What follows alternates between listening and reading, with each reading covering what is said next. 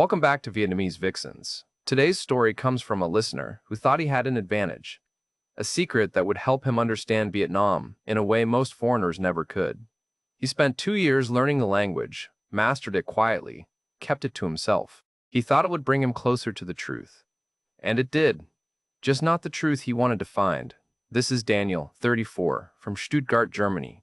And he learned the hard way that sometimes understanding everything means you can't unhear what was never meant for your ears. If you've ever felt the ground shift under a relationship, if you've ever wondered what people really say when they think you don't understand, drop a comment below. And if this story sounds familiar, hit that like and subscribe button. You're not alone. Now, here's Daniel's story, in his own words. Look, I need to tell you something about myself first, because it matters to how this whole thing went down. I'm not the kind of guy who just wakes up one day and decides to move to Southeast Asia. I'm German, Stuttgart, born and raised. I work in automotive supply chain management, which is exactly as exciting as it sounds. Spreadsheets, logistics, meetings about meetings. By 34, I'd spent over a decade grinding in that world. Good money, decent career trajectory, the whole package. But I was empty, That kind of empty where you're sitting in your apartment on a Saturday night with a beer, and you realize you can't remember the last time you felt anything real. So when my company started floating this idea about expanding operations into Vietnam, I got weirdly excited. This was 4 years ago. They wanted someone to lead the project, someone who could maybe learn the language, understand the culture, make real connections, instead of just flying in and out with translators. I volunteered immediately.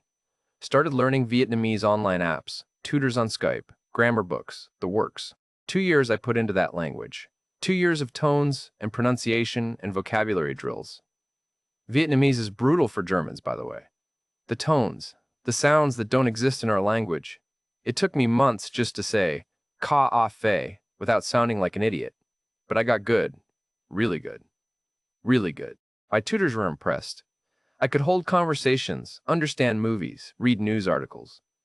I felt like I was preparing for something important, Like this was going to be my thing, my moment to prove I was more than just another corporate drone pushing papers. Then the project got canceled. Budget cuts, shifting priorities, whatever. Doesn't matter. I'd spent 2 years learning a language I had no use for. My Vietnamese tutors disappeared, my company moved on, and I was back to the same empty apartment, same spreadsheets, same nothing. That's when I broke. Or maybe that's when I finally put myself back together, depending on how you look at it. I took a sabbatical 3 months at first, negotiated it as burnout recovery, which wasn't exactly a lie. I booked a flight to Da Nang because, why not? I'd learned the language, might as well see the country. Maybe I'd find something there, maybe I wouldn't. At that point, I didn't care. I arrived in September, right when the heat starts to break a little, but it's still thick and heavy in that way that makes your shirt stick to your back 5 minutes after you shower. The smell of Vietnam hit me first, incense and street food and motorbike exhaust all mixed together. The sounds, too, the chaos of it. Horns and vendors and Vietnamese bouncing around me everywhere. And for the first time in years, I felt something. Excitement, maybe. Possibility. Here's the thing about knowing Vietnamese that I didn't expect. Nobody assumed I knew it. I'm a tall German guy with light hair and pale skin that burns if I even look at the sun wrong. Every Vietnamese person I met assumed I spoke English at best. Probably not even that. So I just didn't tell anyone. I'd respond in broken English, pretend to struggle with basic phrases, let people think I was just another clueless foreigner, and then I'd listen, really listen, to the vendors at the market talking about prices, to the motorbike taxi drivers gossiping about passengers, to young people on dates at cafes. I heard the real Vietnam, not the tourist-friendly version. It felt like a superpower, honestly, like I had access to a whole layer of reality that other foreigners never got to see. I loved it. I met Lynn about 6 weeks into my trip. I'd extended my stay once already, found a decent monthly rental near the beach, settled into a routine. There was this traditional coffee shop I liked, not one of the trendy Instagram places, just a local spot with old wooden tables and ceiling fans that barely moved the hot air around. I'd go there in the mornings to work on my laptop, drink café soir, until my hands shook from the caffeine. She was there one Tuesday morning, tucked into a corner table, completely absorbed in whatever she was working on. I noticed her immediately. She had this focus, this intensity. She wasn't performing for anyone, wasn't checking her phone, just working. Her hair was pulled back, and she was wearing this simple white blouse, and something about the whole picture made me want to know her. I did the most cliché thing possible. I walked over and asked, in terrible English, if she knew the Wi-Fi password. She looked up, and I swear the way she smiled like she was amused by me, but not unkindly. Something in my chest shifted. She told me the password, and I thanked her and started to walk away. But then she said, "You are new to Da Nang?" Her English was good, confident, with that particular Vietnamese accent that I'd come to recognize from my lessons. We started talking. Her name was Lynn. She was 28. She taught English online to Chinese and Korean students, and she came to this coffee shop every morning because her apartment was too noisy with her roommates. She asked what I did, and I gave her the sanitized version, took a break from work, traveling, trying to figure things out. She nodded like she understood completely. We talked for maybe 20 minutes that first day. Nothing deep, just easy conversation. But when I left, I couldn't stop thinking about her. The way she'd listened when I talked, the way she'd laughed at my bad joke about Vietnamese coffee being strong enough to wake the dead, the way she'd seemed genuinely interested in me, not as a foreign wallet, but as a person. I went back the next day, and the next. By the end of the week, we'd exchanged numbers. By the end of the month, we were dating. Here's what I need you to understand. It felt real. It felt like the most real thing I'd experienced in years. She was smart, funny, ambitious. She told me about her dreams of studying abroad, maybe doing a master's degree in education or linguistics. She asked about Germany, about Stuttgart, but not in that calculating way some people do. Just curious, genuinely interested in my life. We'd spend hours at that coffee shop, then walk along the beach, then get street food bánh phiro or bun choux, and she'd laugh at my attempts to use chopsticks properly. I still didn't tell her I spoke Vietnamese. It wasn't a conscious decision to hide it, not exactly. It just never came up, and I liked understanding her world in this secret way. When we'd go out with her friends, I'd sit there with a polite smile while they chatted in Vietnamese, and I'd catch everything. They'd talk about their work problems, their dating disasters, their families, normal stuff. Lynn's friends seemed to genuinely like her, and they were nice to me too, making efforts to speak English, including me in conversations. At her family's Sunday dinners, I'd sit at their table and eat her mother's cooking, can chua and kako, and always too much rice. And I'd listen to them talk. Her father was a retired electrician with rough hands and a gentle smile. Her mother ran a small convenience shop from their front room. They'd ask me questions through Lynn's translation, but I'd also hear what they said to each other in Vietnamese when they thought I couldn't understand. Mostly it was good things. "He treats her well," her father said once. "She seems happy," her mother agreed. "He's polite, respectful, not like that last boyfriend." That made me feel good, like I was doing something right. Like I was winning over her family the proper way. 3 months in, I extended my sabbatical again. My company was fine with it. I had the vacation time saved up, and honestly, they were probably happy to have one less person on payroll for a while. My apartment lease in Stuttgart was ending. I made the decision to not renew it, put my stuff in storage, sublet possibilities be damned. Vietnam was starting to feel like home. Or maybe Lynn was starting to feel like home, and Vietnam was just the place she happened to be. We got more serious. She stayed over at my place most nights. We talked about futures in that vague way people do when they're falling for each other. Maybe I could work remotely. Maybe she could come to Germany for a visit. Maybe we'd figure something out. I started to imagine it. A life with her. Teaching her German, showing her Stuttgart, bringing her to Christmas markets and making her try Maltasian. Bringing her home to meet my mother. My mother, who I'd barely talked to in months. Who I'd been avoiding because I didn't know how to explain that I was falling in love with a woman in Vietnam and rethinking my entire life. But then little things started to catch my attention. Nothing big at first. Just moments. One evening at her parents' house, I was helping Lynn clear the dinner dishes when I heard her mother in the kitchen. "Bao lo noa con noha?" she asked. "How much longer do you think?" Lynn's response was quieter, muffled by the sound of running water. I couldn't quite catch what she said. Her mother said something else I didn't hear, and they both laughed. I told myself it was nothing. Maybe her mother was asking how long until we got engaged. Vietnamese parents are direct like that, right? They ask about marriage, about grandchildren. It's cultural, nothing to worry about. But something about the tone made my stomach tighten. Just for a second, just long enough to plant a seed of doubt that I immediately tried to bury. A few days later, Lynn mentioned that her father needed help with medical bills. Diabetes medication, she said. The costs were piling up, and her parents were too proud to ask, but she was worried. I didn't even hesitate. 15 million jung. About 490 euros, nothing crazy for me, but enough to make a real difference for them. She cried when I transferred it. Real tears, streaming down her face, telling me I was saving her family, that she didn't know how to thank me.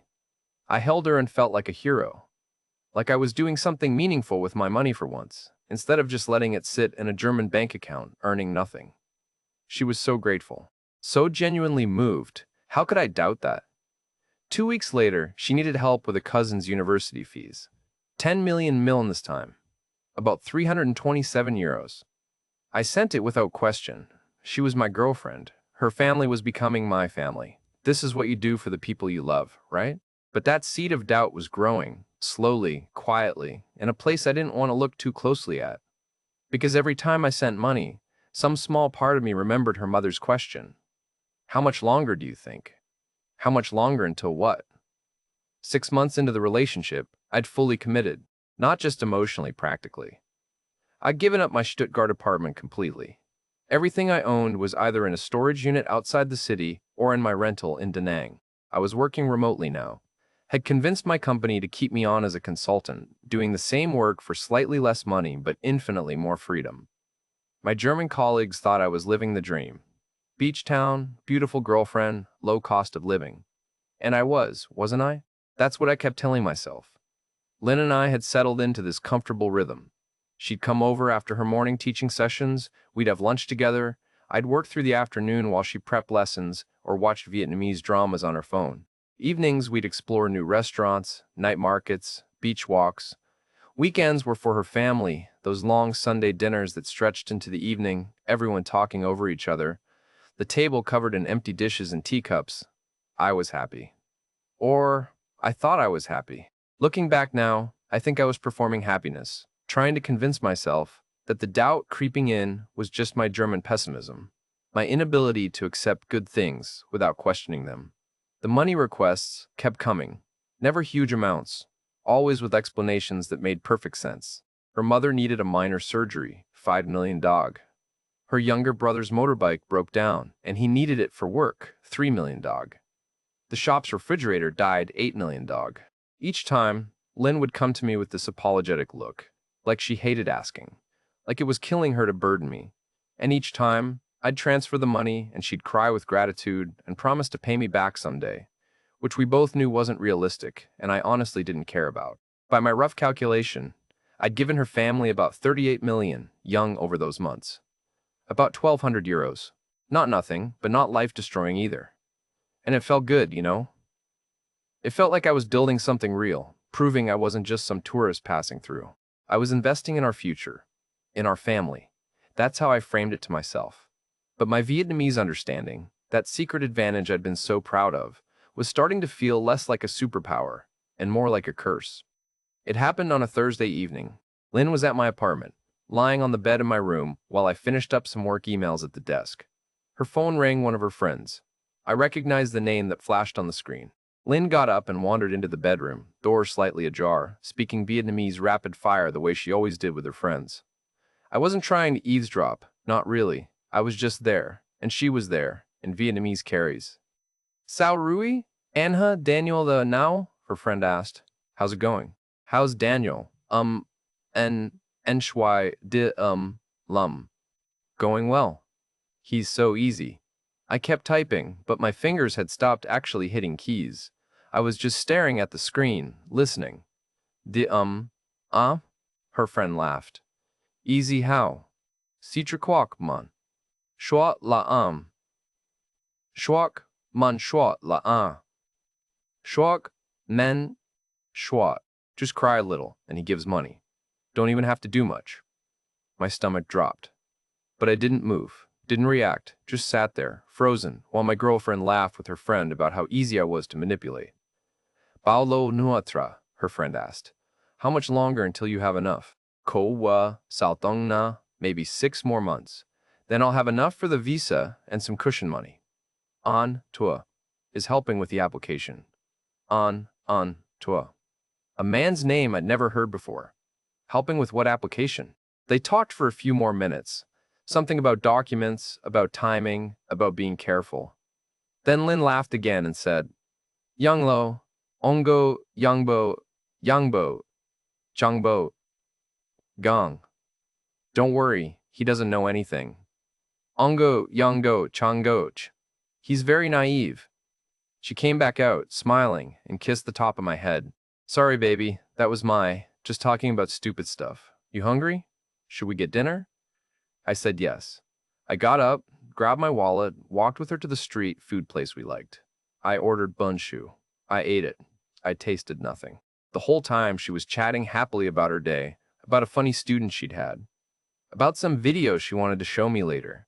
And I just nodded and smiled and felt like I was floating outside my body, watching myself pretend everything was normal. That night, lying in bed with her curled against me, her breathing slow and steady with sleep, I stared at the ceiling and tried to make sense of it. Maybe I'd misunderstood. Maybe the Vietnamese was different than I thought. Maybe Dita didn't mean easy in that context. Maybe it meant something else. Maybe An Ho, Tuan was just a friend helping with paperwork. Maybe I was paranoid. But I knew, somewhere deep down, I knew exactly what I'd heard. I didn't confront her. I don't know why. Pride, maybe, or fear. Fear that confronting her would make it real, would force me to admit that everything I'd built here was a lie. So I did nothing. I just started listening more carefully. The next Sunday at her parents' house, I paid attention. Really paid attention. Her father was in good spirits, pouring me rice wine, toasting to my health. Chuchike, to your health. I drank with him, smiled, toasted back. Under the table, Lynn squeezed my hand. After dinner, I helped her clear the table like always. The women in the kitchen, the men in the living room watching Vietnamese news. I was in that in-between space, carrying dishes, when I heard her parents talking in low voices. Her father, Inkong. This German is very stable. Good income, good insurance. This is a good plan. Her mother, Phuan Dong Min Doi, Kong Phuan Chuan Chuan, just have to be smart about it. She needs to be sure. Men like him need to feel like it's their idea. Quan Zhong Go, Quan Zhong Zhong Zhong Zhong Zhong. When does she think she'll apply for the visa? Quan Zhong Dong Zhong Dong, Dong Zhong, Dong Zhong, Dong Zhong, Dong Zhong, Dong Zhong Zhong. Still needs more money for cushion, but it's going according to plan. They laughed together, comfortable, like they were discussing a business venture. Which, I guess, they were. I stood there in the doorway with a stack of dirty bowls, and nobody noticed me. Nobody noticed that I understood every fucking word. I set the dishes down carefully, quietly, and walked outside. Told Lynn I needed some air. She nodded, distracted, helping her mother with something. I stood in their small front yard between the potted plants and the neighbor's motorbike, and tried to breathe normally. A plan. It was a plan. Her whole family knew. Her whole family was in on it. I went back inside. I finished dinner. I complimented her mother's cooking. I let her father pour me more rice wine. I played the role of the good foreign boyfriend who didn't understand a goddamn thing. The worst part was how good they were at it. Lynn would look at me with these soft eyes, touch my arm in that way that made me feel chosen, special. Her mother would pack me leftover food in plastic containers. Her father would clap me on the shoulder and tell me, in broken English, "You good man. Take care of my daughter, okay?" And I'd smile and nod and say, "Of course," while knowing that they all saw me as a ticket, a resource, a means to an end. I started noticing other things. Small things that I'd dismissed before but now took on new meaning. The way Lynn would steer conversations toward Germany, asking about visa requirements, about job markets, about health insurance. The way she'd get teary-eyed when talking about her dreams of studying abroad, which always seemed to lead to me reassuring her that we'd figure it out together, that I'd help her. The way money requests always came right after particularly romantic dates, when I was feeling most connected to her. 2 weeks after that dinner, I heard the name Ange Tuin again. Lynn was on a video call in the bedroom, door closed this time, but I was in the kitchen, and voices carry in these thin-walled apartments. I couldn't see the screen, but I could hear everything. Ange Tuin, documents the Naurui? How are the documents coming? A man's voice, tinny through the phone speakers, responding. I couldn't make out his words clearly, but Lynn's responses told me enough. TLM. That's good. Do we need the financial statements now, or can we wait until April? More muffled response. Okay. VLLLL. Okay, that's good. I should have enough by then. Ange Daniel is very generous. They both laughed. My hands were shaking as I gripped the counter. Don't worry, she switched to clearer Vietnamese. Ange dy kong bai zi gisi. He doesn't know anything. Ange dy kong hiu tieng beat. He doesn't understand Vietnamese. Everything is going exactly as planned. M ni n ni e tu, she said then, her voice softer. I miss you a lot. His response must have been similar because she giggled, that particular giggle I thought was reserved for me. An hai ching vai. You too? Chi, sin vai thang, na athoi. Just a few more months. Then we can be together properly. I walked out of the apartment, just grabbed my keys and walked out, down the stairs, into the street. I walked for 2 hours through Da Nang, past the Dragon Bridge, along the river, through neighborhoods I didn't know. My phone buzzed with messages from Lin. Where are you? Are you okay? Did I do something wrong? But I couldn't look at them. Ange Tuan wasn't just helping with paperwork. An Hai Tuan was her boyfriend. Or her ex-boyfriend who was waiting for her. Or maybe I was the ex-boyfriend and didn't know it yet. Maybe I'd never been the real boyfriend at all. Maybe I was just the German wallet with feelings, the stable income with a pulse, the visa opportunity who happened to be lonely enough to fall for it. When I got back to the apartment, she was there, worried, crying. Real tears this time, or maybe they were always real. Maybe she'd practiced so much she couldn't tell the difference anymore. She threw her arms around me, asked what was wrong, where I'd been. I told her I just needed to clear my head, work stress, nothing to do with her. She held me tight and said she'd been so worried that she thought I'd left her, that she couldn't handle losing me. And I held her back and said nothing about what I'd heard because what was I supposed to say? Hey, I've been lying to you this whole time about understanding Vietnamese. And I know you're lying to me about everything. How do you even start that conversation? That night, we had sex, and it felt like an out-of-body experience. She was tender, loving, whispering that she loved me, that I was her everything. And I responded mechanically, appropriately, while my brain was screaming at me to stop, to say something, to do anything except keep playing this game. But I couldn't. I was trapped in it now, too. Because confronting her meant admitting I'd been lying, too. Meant admitting I'd understood every conversation, every private moment, every assumption they'd made that I was too stupid or too foreign to know what was happening. And more than that, confronting her meant ending it, meant accepting that the last 6 months had been a performance, that the future I'd imagined was never real.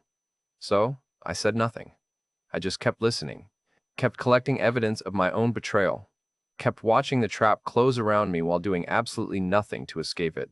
The money requests continued. Her aunt needed surgery. Her nephew needed school supplies.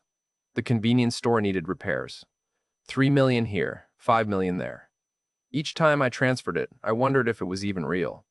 Was there actually a sick aunt? Or was this just feeding the Germany fund, the escape plan, the future with An Hai Tuan that I was unknowingly financing? Every family dinner became torture, smiling while her father toasted me, accepting food from her mother who told her to be smart about manipulating me, listening to cousins and aunts tell me how lucky Lin was while knowing they all knew. They all fucking knew what was happening, and they watched me sit there like an idiot, this tall German fool who didn't understand their language, their culture, their plan. 3 weeks before everything fell apart completely, Lin asked if I'd come to her cousin's wedding. Big family event, she said. Important that I be there. It would mean so much to her parents, to everyone, to show that we were serious. I said yes because at that point, what else was I going to do? I was in so deep, watching my own tragedy unfold scene by scene, understanding every word of my own destruction, and still I couldn't force myself to walk away. I bought a new shirt for the wedding. She bought a new ao dai. We took photos together before we left. She looked beautiful, radiant, happy. I looked exactly like what I was, a man pretending he doesn't know he's already lost everything. The wedding was in a small town outside Da Nang, about an hour's drive into the countryside. Lin's cousin was marrying someone from a neighboring village, and apparently this was a huge deal. 2 families joining, big celebration, everyone who mattered in attendance. We drove there on a Saturday morning, Lin chattering excitedly about seeing relatives she hadn't seen in years, about the food, about how weddings here weren't like the stuffy German ones I'd probably been to. I just drove and nodded and tried not to think about how much I didn't want to be there. The venue was this massive outdoor setup, covered pavilions with round tables everywhere, red and gold decorations hanging from every possible surface. A stage with speakers that would definitely be too loud. Motorbikes lined the dirt road for what seemed like kilometers. Families were already gathering, kids running around in their fancy clothes, old women sitting in clusters gossiping, men standing around smoking and drinking beer, even though it was barely noon. Lynn grabbed my hand as we walked in, and I felt every eye turn toward us. The tall white guy with the local girl. I was used to stares by now, but this was different. This was family scrutiny. This was them sizing up the foreign boyfriend, the German with money, the ticket to Europe that Lynn had been smart enough to catch. Her mother spotted us immediately and rushed over, taking my arm, leading us to the main table right near the stage. "You sit here," she said in English, beaming. "You are special guest, very important." She squeezed my arm and said something in rapid Vietnamese to Lynn that made them both laugh. I caught enough something about me looking handsome, about making a good impression. Lynn's father was already at the table, drinking with her uncles. He stood up when he saw me, slightly unsteady, and pulled me into a hug that smelled like rice wine and cigarettes. "Daniel? Good man. Come, drink with us." He thrust a small glass into my hand, filled it to the brim with clear liquid that I knew from experience would burn going down. We toasted Mot, Hai, Ba, Vo, and drank. The uncles clapped me on the back, welcoming me like I was already family. If only they knew that I knew. If only they had any idea that I understood every single word they'd said about me, every plan they'd made, every calculation they'd done. But I just smiled and drank and played my role. The ceremony was loud and long and involved traditions I only half understood even with my language skills. The bride and groom paid respects to ancestors, to parents, to elderly relatives. Money was gifted in red envelopes. Photos were taken in endless combinations. Lynn kept squeezing my hand, leaning into me, introducing me to cousin after cousin, aunt after aunt. "This is Daniel, my boyfriend. He's from Germany. He's very kind." Everyone smiled approvingly. Some of them spoke English and asked me about Germany, about my work, about how I liked Vietnam. I gave the answers I'd practiced, loved the culture, loved the food, loved the people, especially loved Lynn. They'd beam and nod and tell her how lucky she was. The meal started around 2 in the afternoon and didn't stop. Course after course, spring rolls, grilled meats, clay pot fish, soups, rice, noodles, fruits, desserts. The beer flowed constantly, the rice wine even more so. Lynn's father and uncles made sure my glass was never empty, toasting me repeatedly. To Daniel, to family, to love, to Germany. I drank to everything, feeling the alcohol blur the edges of my awareness, which was almost a relief. Lynn was drinking too, more than I'd ever seen her drink. She got giggly, affectionate, kept kissing my cheek and holding my hand and telling everyone how wonderful I was. The perfect foreign boyfriend. The dream man who treated her so well. By evening, I was drunk enough that the noise and heat and constant attention had become almost bearable. The bride and groom had done their rounds, speeches had been made, the older relatives were starting to leave. But the younger crowd was just getting started. Music pumped from the speakers, people danced, beer and wine continued to flow. Lynn was with her cousins near the dance floor, laughing and swaying to the music. I excused myself to use the bathroom, which was a small concrete structure behind the main pavilion area. On my way back, I heard voices. Female voices, speaking Vietnamese, coming from behind some decorative plants and banners near the pavilion entrance. I recognized one of them immediately. Lynn's voice, pitched higher than usual, loosened by alcohol. I should have walked past. I should have just gone back to the table. But I didn't. I stopped, hidden by the plants and the dim lighting, and I listened. "Bao nhiêu yuri?" one of her cousins asked. "How much so far?" "Bao nhiêu nhiêu tum triu?"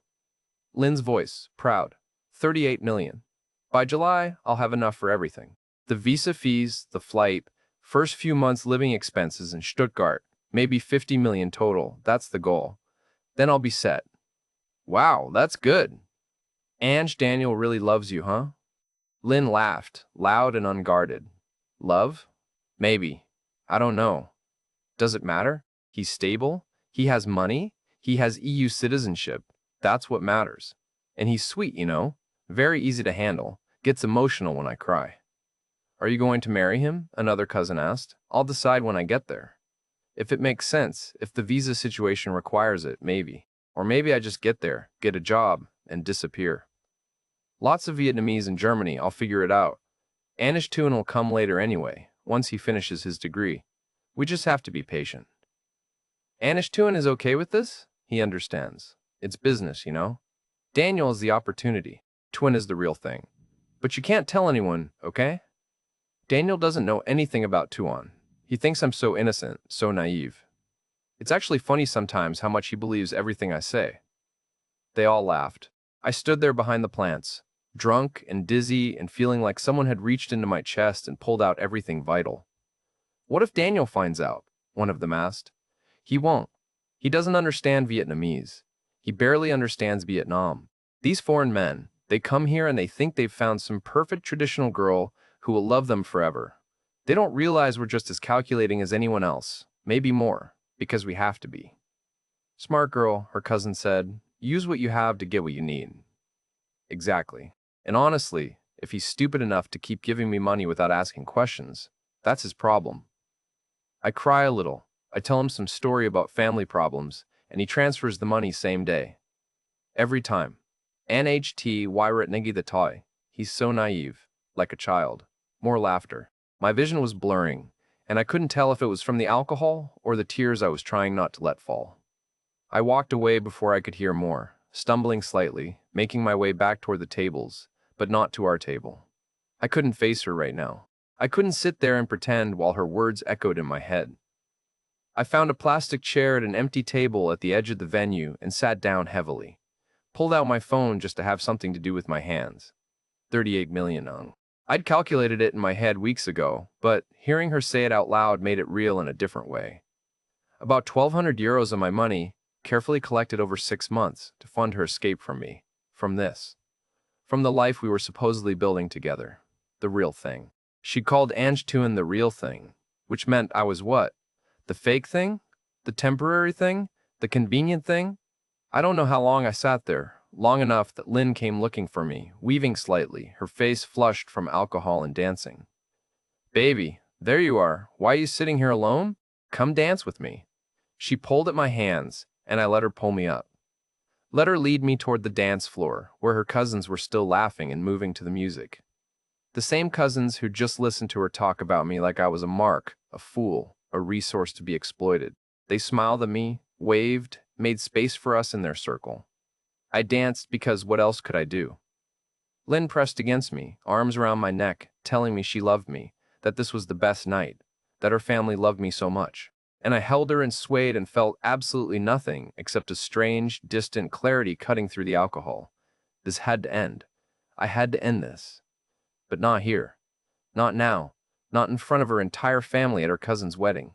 I'd already lost enough dignity. I wasn't going to lose the rest by making a scene. By confronting her in front of everyone. By revealing that I'd understood every conversation they'd ever had about me. We stayed until almost midnight. Lynn got drunker, more affectionate, kept introducing me to people and bragging about me. The foreign boyfriend, who was so generous, so kind, so committed to her. I played along. I smiled and nodded and accepted compliments and toasts and well wishes for our future together. The drive back to Da Nang was quiet. Lynn fell asleep in the passenger seat, her head against the window. I drove through the dark countryside and tried to figure out what came next. I could confront her. Lay out everything I'd heard, everything I knew. Watch her try to explain it away, or maybe just admit it. See if there was any real remorse under all the calculation. But what would that accomplish? She'd either deny it, or she'd cry and apologize and beg me to understand that she was just trying to survive, to build a better life, that she did have feelings for me even if they weren't exactly what I thought. And maybe part of that would even be true. Maybe she had convinced herself that using me was justified, that the ends justified the means, that I was wealthy enough that I wouldn't really miss the money anyway. Or I could just leave, just cut my losses and go. Let her wonder what happened. Let her reach her own conclusions. Maybe she'd think I found out. Maybe she'd think I just got bored and moved on. Either way, it would be over, and I wouldn't have to hear her try to manipulate me one more time. By the time I parked outside my apartment building, I'd made my decision. The next morning, Lynn woke up with a hangover, groaning and holding her head. I brought her water and painkillers and told her I'd just gotten a message from my mother. Family emergency. I needed to go back to Germany immediately. Maybe just for a couple weeks, but I had to go. She sat up, suddenly alert despite the hangover. What? What happened? Is everything okay? I'd prepared the lie. My mother had fallen, possible broken hip.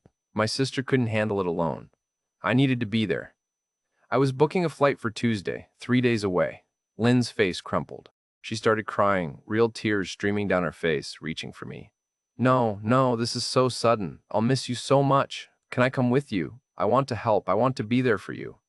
Not this time, I said gently, pulling away. It's complicated, family stuff. You'd be bored. And your students need you here. She cried harder. Told me she loved me. Told me she couldn't handle being apart from me. Told me to promise I'd come back soon, that this wouldn't change anything between us. I promised. Another lie. But it felt good to lie to her for once, to be the one performing. The next 3 days were surreal. Lynn stayed with me almost constantly, as if she could sense something was wrong, as if she knew she was losing control of the situation. She was extra affectionate, extra attentive, kept talking about our future, about how when I came back we should look at apartments together, maybe something bigger, maybe closer to her parents. I nodded along, packed my bags, tied up loose ends with my rental, said goodbye to the few expat friends I'd made, didn't tell anyone the real reason I was leaving. Monday night, our last night together, Lynn made dinner at my apartment, or tried to. She wasn't much of a cook, but she made the effort. Burned rice, overcooked vegetables, but I ate it anyway and told her it was good. We sat on my balcony afterward, looking out at the Da Nang skyline, the lights reflecting off the Han River. I'm going to miss you so much, she said quietly, leaning against me. Promise me you'll come back fast. I promise, I said. The lies were coming easier now. She was quiet for a moment, then said, Daniel, when you come back, maybe we should talk about me visiting Germany, maybe this summer. I've been thinking about it a lot. I could take a break from teaching, come see your home, meet your family. July. The timeline she'd mentioned at the wedding. Right on schedule. Yeah, I said. We can talk about it when I get back. She kissed me then, slow and deep, and we went inside and had sex one last time. She told me she loved me. I didn't say it back, but she didn't notice. Or maybe she did and didn't care. At this point, I couldn't tell what was real and what was performance, for either of us. Tuesday morning, she insisted on coming to the airport. We got there early, checked my bags, went through all the pre-departure rituals. She held my hand the entire time, occasionally wiping away tears. At security, where she couldn't follow, she hugged me so tight I could barely breathe. I love you, she whispered. Come back to me soon, okay? I can't do this without you. I kissed her forehead. Didn't say I love you. Just said, take care of yourself, Lynn. Something flickered across her face, then confusion, maybe concern.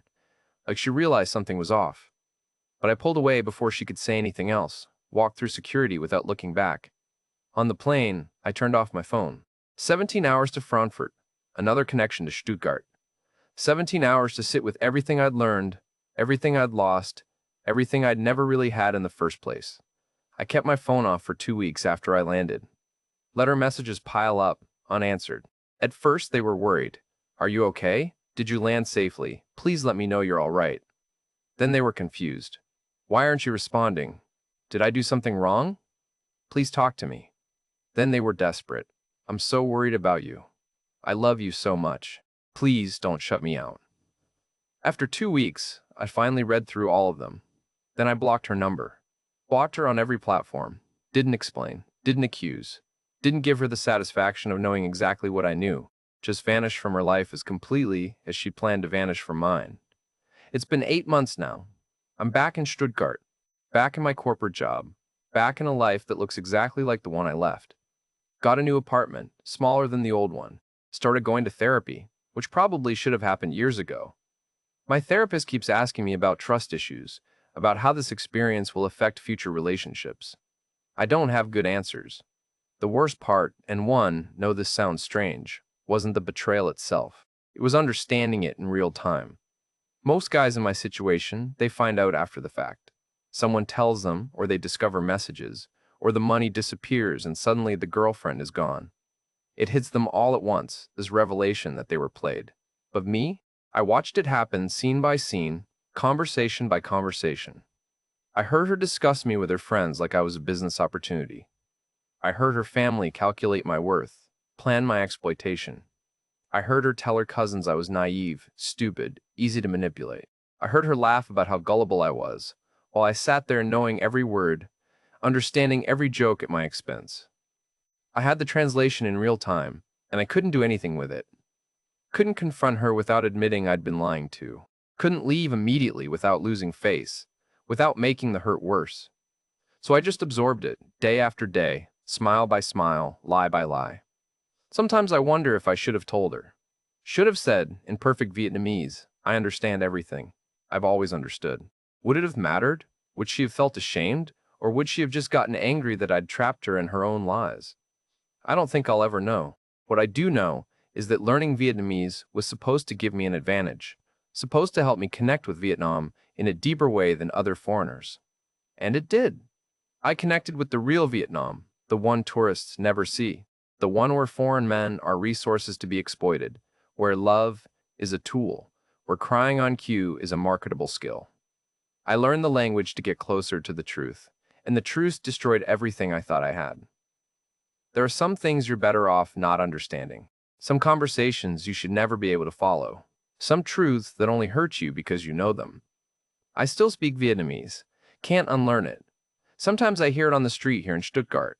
There's a Vietnamese community, restaurants, shops, and every time I hear it, I'm back in that coffee shop, meeting Lynn for the first time, or at her parents' dinner table, hearing them discuss their plan, or at that wedding, hidden behind plants, listening to her laugh about how naive I was.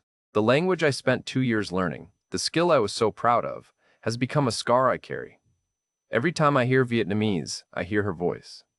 Every time I see those tones and sounds written out, I remember exactly what they revealed. I understand now why most people don't learn their partner's language.